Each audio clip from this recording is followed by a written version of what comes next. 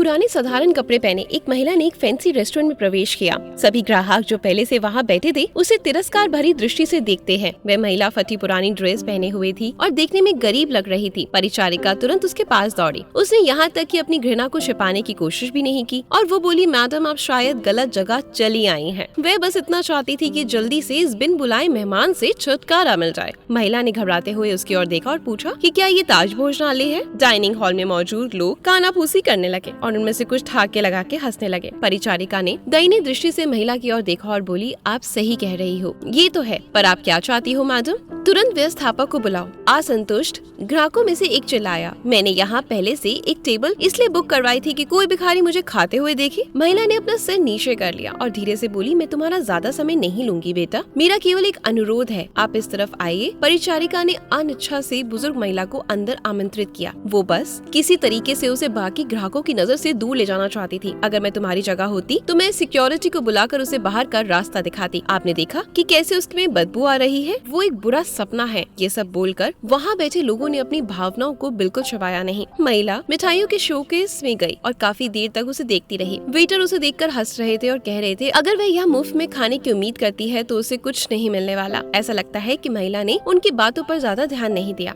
महिला बोली, मुझे बताओ बेटा, क्या ये लेमन केक को केवल आधा खरीदना संभव है? इसकी लागत क्या है? मेरे पास 10-10 के 17 नोट हैं। उसने हाथ में कुछ मुड़े तुड़े पुराने नोट दिखाते हुए पूछा। वेटर्स ने मुश्किल हंसी रोकी।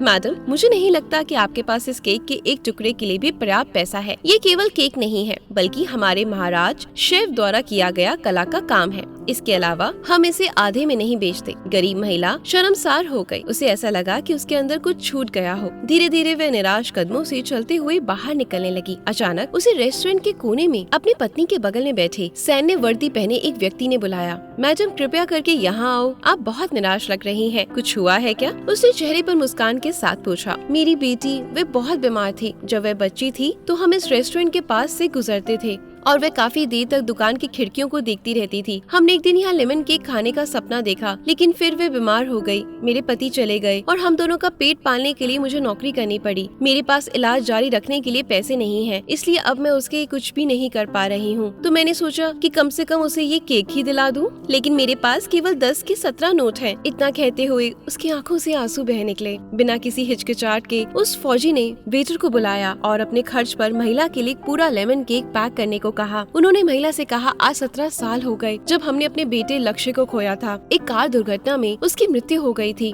और मैं और मेरी पत्नी कुछ नहीं कर पाए। हालांकि वह एक डॉक्टर हैं। आपके पास 17 नोट हैं और मेरा बेटा 17 साल का था। ये ऊपर वाले का इशारा नहीं तो क्या है?